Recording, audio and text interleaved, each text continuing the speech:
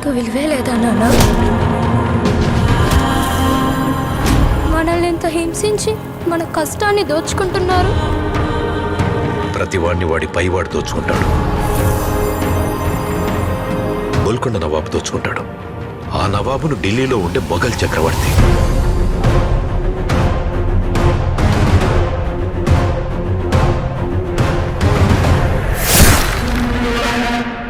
మన పైనున్న ఈ దొంగలందరినీ దోచుకోవడానికి ఆ భగవంతుడు ఖచ్చితంగా ఒకడిని పంపిస్తాడు.